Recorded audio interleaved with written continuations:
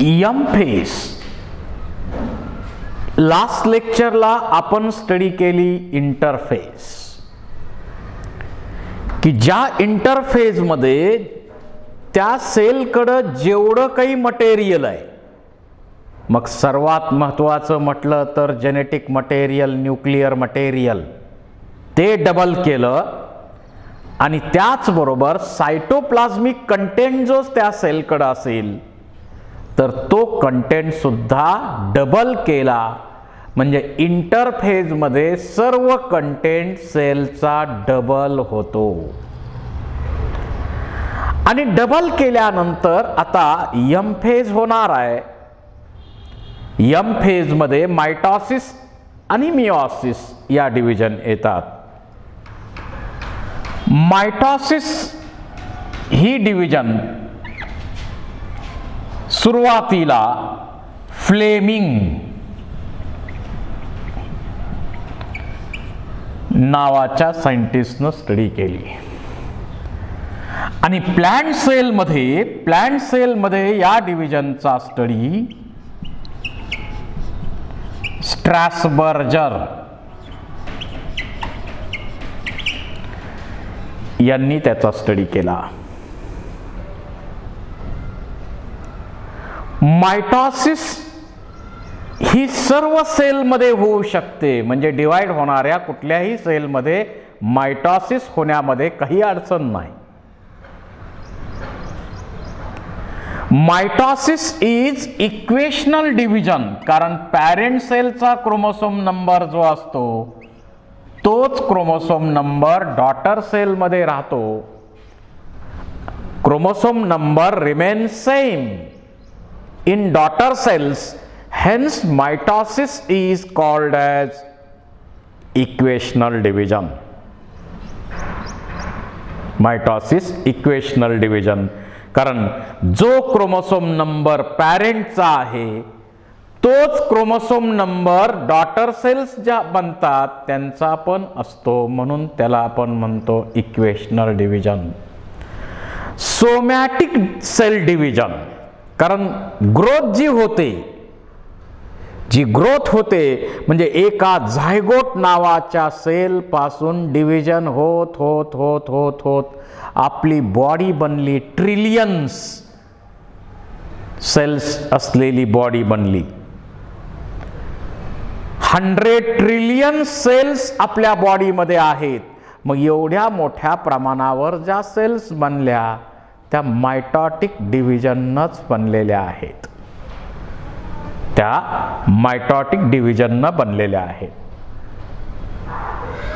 Somatic cell division आपण त्यामुळं vegetative growth, somatic body जी बनते ती या डिव्हिजननं बनते आणि म्हणून सोमॅटिक सेल डिव्हिजन असंही आपण म्हणू शकतो. ग्रोथसाठी रिस्पॉन्सिबल आहे मायटॉसिस ही डिव्हिजन. आता या सेलमध्ये काय, या डिव्हिजनमध्ये, या एम फेजमध्ये आपण काय करणार आहे तर वाटणी करणार आहे. मग वाटणी करायची म्हटलं तर सर्वात महत्त्वाच्या गोष्टींची वाटणी आणि कमी महत्त्वाच्या गोष्टीची वाटणी असे 2 भाग केले. समजा एखाद्या ठिकाणी प्रॉपर्टी वाटणी करण्यासाठी आपल्यासारख्यांना तज्ज्ञ म्हणून बोलवलं गेलं, तज्ज्ञ म्हणून आपल्याला बोलवलं गेलं तर आपण वाटणी करताना काही रद्दीची सुरुवात करणार नाही आहे. तुमच्याकडे बेडशीट किती आहेत, रद्दी किती आहे, चादरी किती आहेत, भांडी किती आहेत यानं सुरुवात करणार आहे का? नाही. गोल्ड किती आहे, कॅश किती आहे, बाकी प्रॉपर्टी काय आहे, या सर्वांची वाटणी आपण जास्त काळजीपूर्वक करतो. समजा बेडशीट 5 आहे, दोघांना कशी देणार? त्यामुळे एकाला 3 दिले, दुसऱ्याला 2 दिले तरी भागू शकतंय. परंतु गोल्डच्या बाबतीत असं कोणी स्वीकारेल का? नाही. मग सर्वात काळजीपूर्वक वाटणी आपण जशी गोल्डची करतो, सेल सुद्धा काळजीपूर्वक वाटणी कशाची करणार? न्यूक्लिअर कंटेंट, क्रोमोसोम्स यांची वाटणी अतिशय काळजीपूर्वक केली जाते. आणि मग या एम फेजमध्ये दोन गोष्टी आल्या वाटणी करण्याच्या, न्यूक्लिअर कंटेंटची वाटणी, म्हणून आपण त्याला म्हणतो karyokinesis, division of nuclear content, and followed by cytokinesis. Cytoplasmic content जो आहे त्या कंटेंटची वाटणी करणे. न्यूक्लिअर कंटेंटची वाटणी करणे आणि सायटोप्लाझ्मिक कंटेंटची वाटणी करणे, दोन पार्ट यामध्ये येतात. So it consist of karyokinesis and cytokinesis. आपण वाटणी करताना बारकाईनं काळजीपूर्वक गोल्डची वाटणी करणार आहे, त्याप्रमाणे सेल कॅरिओकायनेसिस म्हणजे न्यूक्लिअर कंटेंटची वाटणी करणार आहे. आणि या न्यूक्लिअर कंटेंटच्या वाटणीलाच आपण म्हणतो कॅरिओकायनेसिस. आणि कॅरिओकायनेसिस 4 फेजेस मध्ये होणार. Prophase,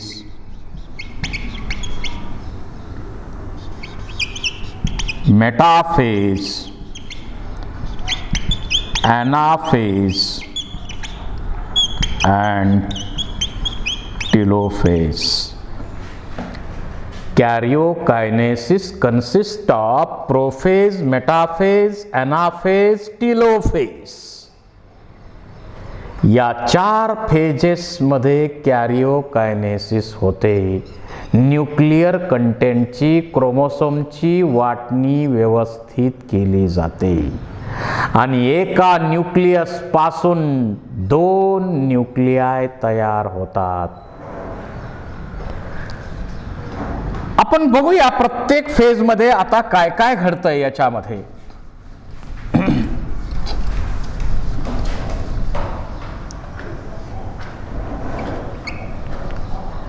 Karyokinesis, it consists of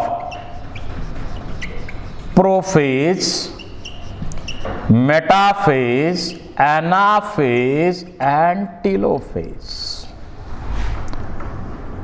समजा ही एक सेल आहे, त्या सेलचा हा न्यूक्लियस आहे आणि याच्यामध्ये इंटरफेज होण्यापूर्वी जो क्रोमोसोम नंबर आहे तो आहे 4. 4 क्रोमोसोम्स आहेत. क्रोमॅटिन फायबर्स इथं 4 आहेत. इंटरफेज मध्ये, एस फेज मध्ये डुप्लिकेशन होणार आणि इथं काय बनणार आहे? आणखी 4 क्रोमॅटिनचे फायबर इंटरफेज मध्ये म्हणजे एस फेज मध्ये बनतात. आणखी 4 बनले आणि G2 फेज मध्ये, काही G1 फेज मध्ये सायटोप्लाझ्मिक जो कंटेंट आहे तो कंटेंट डबल झाला. म्हणजे एकूणच न्यूक्लिअर कंटेंट आणि सायटोप्लाझ्मिक कंटेंट काय झालं? डबल झाला इंटरफेज मध्ये. आता अशी सेल आहे, त्या सेल मध्ये मायटॉसिस होणार. त्यामध्ये पहिली स्टेप कॅरिओकायनेसिस आणि त्याच्यामध्ये प्रोफेज. प्रोफेज मध्ये काय काय होतं? याचा न्यूक्लियस आणि सायटोप्लाझ्मिक इंडेक्स, रिफ्रॅक्टिव्ह इंडेक्स वाढतो.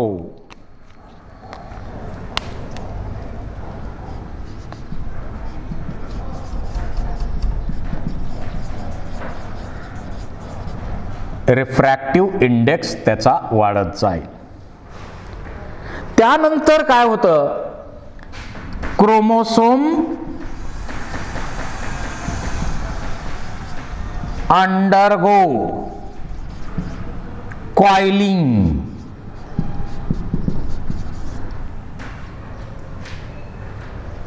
क्रोमोसोम मध्ये कॉइलिंग कॉइलिंग कॉइलिंग कॉइलिंग होत राहतं. इथं जे कॉइलिंग होतं ते कॉइलिंग कोणत्या टाईपचं आहे,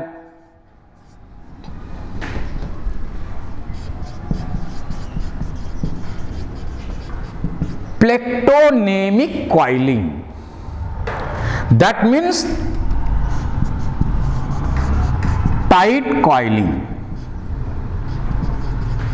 प्लेक्टोनेमिक कॉइलिंग होतं म्हणजे टाइट कॉइलिंग होतं. असा जो क्रोमॅटिन फायबर असेल याचं coiling coiling coiling coiling coiling होणार.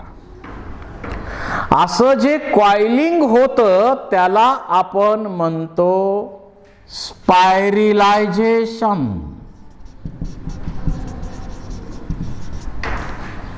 हे प्लेक्टोनेमिक कॉइलिंग आहे म्हणजे टाइट कॉइलिंग होत आहे, स्पायरिलायझेशन. आणि इथं थ्रेड असतात, अनेक थ्रेड एकत्र असे इथं कॉइलिंग कॉइलिंग कॉइलिंग त्यात होतंय. आणि इथं एक वूल जे आपल्याकडं असतं त्याचा जो बॉल असतो, म्हणजे स्वेटर विणतायत, स्वेटर विणण्यासाठी जे धागे वापरले जातात त्या धाग्याचा एक बंडल गोल केला की नाही, तसा इथं वूलचा बॉल असल्यासारखं नेचर दिसतं. म्हणून त्या फेजला नाव दिलंय स्प्राइम. स्प्राइम फेज त्याला म्हणतो आपण. So chromosome undergo condensation. आता कंडेन्सेशन होतं इथं, म्हणजे वॉटर रिमूव्ह केलं जात आहे. कंडेन्सेशन होतं, स्पायरिलायझेशन होतं आणि chromosome thick short thick short thick short बनतात.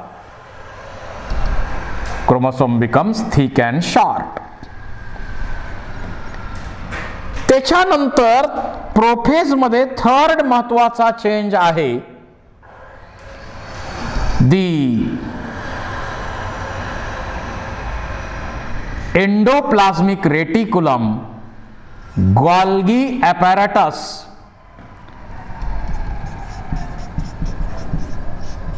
न्यूक्लियोलस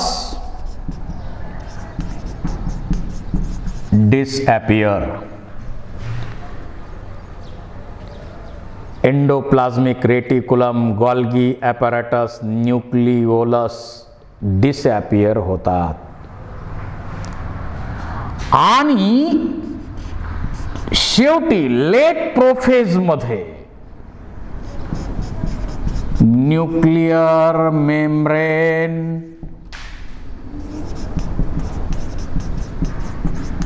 डिसअपियर होतं. म्हणजे रिफ्रॅक्टिव्ह इंडेक्स इथला वाढलेला आहे. Chromosome becomes thick and short. Chromosomes undergo spiralization, coiling. Chromosome undergo condensation to remove the water content. Endoplasmic reticulum, Golgi apparatus and nucleolus disappears. And finally, in late prophase, nuclear membrane disappears. हे changes इथं होतात, हे changes इथं होतात, या ठिकाणी changes होतात. आता इथं जो क्रोमोस आणि याच्या बरोबर आणखी एक चेंज इथं महत्वाचा आहे. Spindle formation started. जे दोन सेंट्रिओल बनलेले आहेत ते कसे आहेत, एकमेकाला राईट अँगल मध्ये असतात. ते सेंट्रिओल एकमेकापासून दूर दूर दूर जाऊ लागतात आणि त्यांच्यामध्ये स्पिंडल फायबर तयार होतात आणि स्पिंडल बॉडी तयार होऊ लागते. हे सर्व चेंजेस प्रोफेज मध्ये होतात. हे सर्व चेंजेस प्रोफेज मध्ये होणार.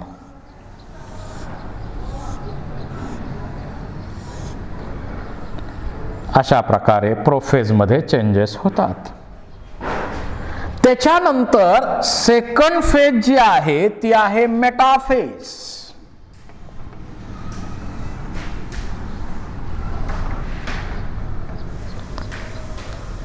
मेटाफेज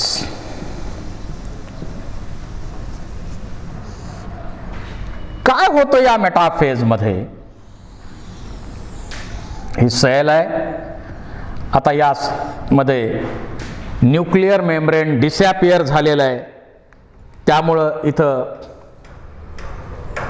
हे न्यूक्लिअर मेम्ब्रेन किंवा न्यूक्लिओलस तिथं असणार नाही. इथं महत्वाचं आणखी काय घडतंय तर chromosome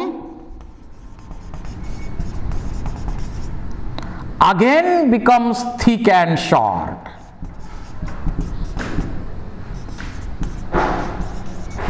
chromosome becomes thick and short. Highly condense होतात, थिक होतात, शॉर्ट होतात. म्हणजे असा जो एक क्रोमोसोम असेल, समजा हा एक क्रोमोसोम आहे, इथं आपण दाखवलेलाच आहे, तर हा क्रोमॅटिन फायबर डुप्लिकेट होऊन बनलेला आहे.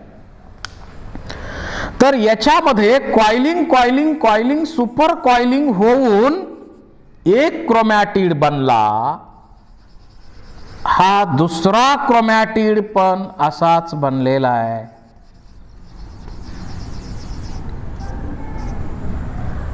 आणि दोन क्रोमॅटिड बनलेले आहेत, थिक आणि शॉर्ट. इथं दोन क्रोमॅटिड इथं थिक आणि शॉर्ट बनलेले आहेत. या दोन्ही क्रोमॅटिडला इथं कशानं जोडलेलं आहे? सेंट्रोमियर. सेंट्रोमियर नावाच्या बॉडीनं जोडलंय. आणि या सेंट्रोमियरच्या भोवती आणखी इथं प्रोटीनियासियस कव्हरिंग असतं. हा सेंट्रोमियर आहे. आणि त्याच्यावरती हे प्रोटीनियासियस कव्हरिंग असतं, त्याला आपण म्हणतो kinetochore. It is called as kinetochore. जे स्पिंडल धागे आहे, स्पिंडल फायबर्स आहेत, ते फायबर्स या कायनेटोकोरला अटॅच होत असतात. आणि हे थिक आणि शॉर्ट दोन काय आहेत? क्रोमॅटिड्स. तर हायली थिक आणि शॉर्ट क्रोमोसोम मेटाफेज मध्ये दिसतात. त्यामुळे क्रोमोसोमचा स्टडी बेटर आपल्याला मेटाफेज मध्ये करता येतो. Chromosomes are visible in metaphase only. त्यालाच आपण मेटाफेज क्रोमोसोम म्हणतो. आणि असे थिक आणि शॉर्ट क्रोमोसोम जे आहेत, असे जे थिक आणि शॉर्ट क्रोमोसोम आहेत, इथं एक समजा आहे, इथं एक आहे,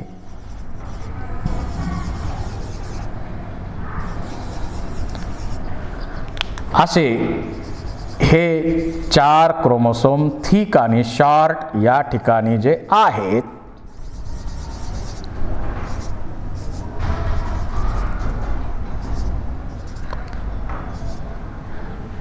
हे जे क्रोमोसोम्स आहेत हे आता सायटोप्लाझम मध्ये सगळीकडे विखुरलेले आहेत.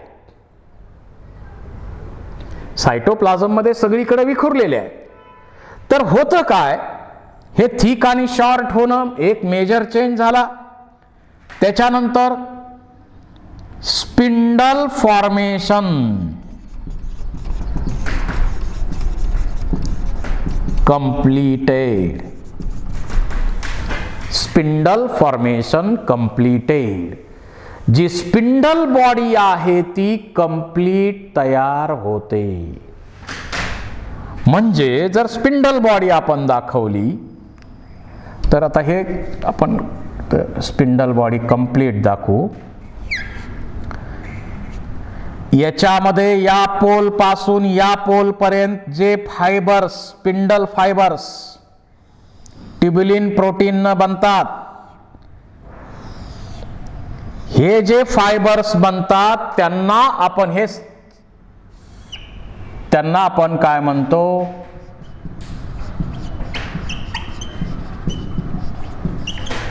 Continuous fibres. काही फायबर्स मात्र एवढ्या भागापर्यंत, इकडून इथपर्यंतच, अशा प्रकारे काही भागापर्यंत काही फायबर्स इथं दिसतात. हे जे फायबर्स आहेत यांना, आणि हे क्रोमोसोमला जोडले जातात म्हणून यांना म्हटलेलं आहे क्रोमोसोमल फायबर्स.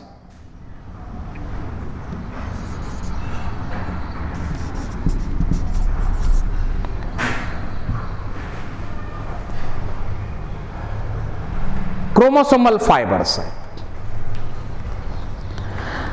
आणि जर ॲनिमल सेल असेल, आता ॲनिमल सेलमध्ये स्पिंडल बॉडी तयार होते, प्लांट सेलमध्ये स्पिंडल बॉडी तयार होत नाही, मायटॉटिक ॲपॅरेटस तयार होत असतं. कारण प्लांट सेलमध्ये सेंट्रिओल नसतो. याच्याशिवाय इथं छोटे छोटे छोटे छोटे या दोन्ही साईडला, टोकाला ॲस्टर तयार होतात. ॲनिमल सेलमध्ये सेंट्रिओलमधच्या बाजूला, दोन्ही बाजूला ॲस्टर सगळ्या बाजूनी तयार होत असतात. त्याला ॲस्ट्रल म्हणतो, ॲस्ट्रल रेस. आणि ॲनिमल सेलमध्ये ही होतंय म्हणून ॲस्ट्रल मायटॉसिस त्याला आपण म्हणतो. प्लांट सेलमध्ये सेंट्रिओल बनत नाही, त्यामुळं मायटॉटिक ॲपॅरेटस बनतं आणि डिव्हिजन होते. ॲनिमल सेलमध्ये आपण म्हणू शकतो ॲस्ट्रल मायटॉसिस, आणि प्लांट सेलमध्ये हे बनत नसल्यामुळं ॲनॲस्ट्रल मायटॉसिस. आता याच्याशिवाय इंटरझोनल फायबर्स, म्हणजे इथं आपण जर क्रोमोसोम काढला, समजा हा क्रोमोसोम आहे, हा क्रोमोसोम आहे, सेंट्रोमियर बॉडीनं जोडलेला आहे. या दोघांच्या मध्ये पण ॲनाफेज मध्ये फायबर तयार होतात. ॲनाफेज मध्ये हे फायबर्स तयार होतात, त्यांना आपण म्हणतो इंटरझोनल फायबर्स. म्हणजे asters, continuous fibres, chromosomal fibres, interzonal fibres असे ट्युब्युलिन प्रोटीन फायबर्स इथं बनत असतात. तर अशी स्पिंडल बॉडी कंप्लीट तयार होते. आणि इकडं तिकडे विखुरलेले हे जे क्रोमोसोम्स आहेत, हे क्रोमोसोम इकडं सेंटरकडं सेंटरकडं सेंटरकडं, समजा इथं क्रोमोसोम आहे, इथं क्रोमोसोम आहे, इकडं क्रोमोसोम आहे, इकडं क्रोमोसोम आहे. तर हे क्रोमोसोम असे सेंटरकडं आणले जातात. Chromosome get migrated toward centre. हे क्रोमोसोम सेंटरकडं, इक्वेटरकडं आणले जातात आणि त्या प्रोसेसला नाव दिलंय कॉंग्रेशन.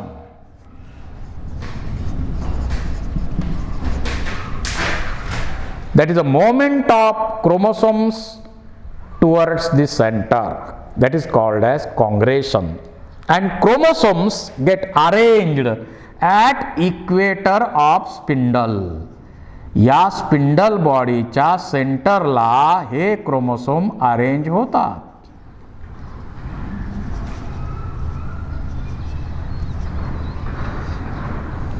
अशा प्रकारे क्रोमोसोम या सेंटरला अरेंज केले जातात.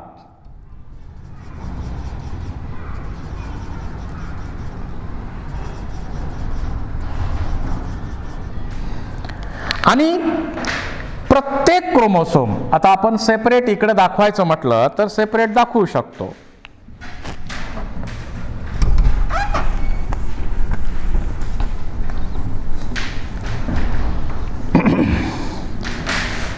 हे क्रोमोसोम आता सेंटरला, इक्वेटरला अरेंज केलेले आहेत. आणि इथं आता आपल्याला माहिती आहे सेंट्रोमियर आहे, कायनेटोकोर्स आहे, तिथं त्याला हे जोडलेले आहेत दोन्हीकडचे क्रोमोसोमल फायबर्स. दोन्हीकडचे क्रोमोसोमल फायबर कसे जोडले जातात तेही आपण बघू. समजा हा क्रोमोसोम आहे, एक क्रोमॅटिन फायबर असणार आहे, हा डुप्लिकेट होऊन बनलेला दुसरा क्रोमॅटिन फायबर आहे. या दोघांना जोडलेला आहे सेंट्रोमियर नावाच्या बॉडीनं. या सेंट्रोमियरच्या भोवती प्रोटीनियासियस कव्हरिंग आहे, त्याला आपण कायनेटोकोर म्हटलेलं आहे. आणि या कायनेटोकोरला इकडनं स्पिंडल फायबर जोडलेले आहेत. हे दोन क्रोमॅटिड्स, हे क्रोमोसोमल फायबर्स, हा सेंट्रोमियर आहे, त्याच्या भोवती प्रोटीनियासियस काय आहे, कायनेटोकोर आहे. क्रोमोसोमल फायबरने असं जोडलेलं आहे. क्रोमोसोमल फायबर इथं जोडले जातात. आणि इथं एका लाईन मध्ये सगळे क्रोमोसोम अरेंज केले जातात. याला आपण म्हणतो single metaphase plate. Single metaphase plate अशा प्रकारे बनते. तेव्हा मेटाफेज मध्ये काय काय घडलंय? Spindle formation completed. Chromosome becomes thick and short, highly condensed, called as metaphase chromosomes. They are visible only in metaphase, so chromosomes can be easily studied in metaphase. Then chromosomes migrates towards center, that is congregation, and chromosomes are arranged at equator of spindle or center of spindle to form single metaphase plate. Metaphase मध्ये हे changes होतात. त्याच्यानंतर anaphase मध्ये काय घडतंय? Anaphase मध्ये काय घडतंय? एनाफेज ही शॉर्टेस्ट फेज आहे. एनाफेज कशी आहे? शॉर्टेस्ट फेज आहे. काय होतं एनाफेज मध्ये? तर क्रोमॅटिन फायबर जे क्रोमोसोमल फायबर आहेत त्यांच्यामध्ये कॉन्ट्रॅक्शन होतं. आणि मग क्रोमॅटिन फायबर इकडचे धागे इकडे ओढणार, इकडचे इकडे ओढणार. त्याच्यामुळे काय होतं? Centromere split. Due to contraction of chromosomal fibres.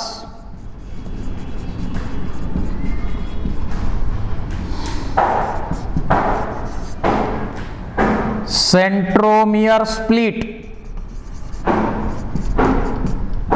and two daughter chromosomes separate.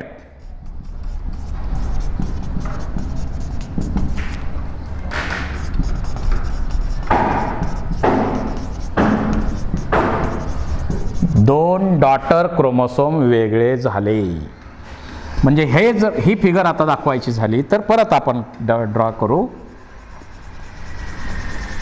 हा एक क्रोमॅटिन फायबर, हा एक, आणि आता सेंट्रोमियर स्प्लिट झालेला आहे.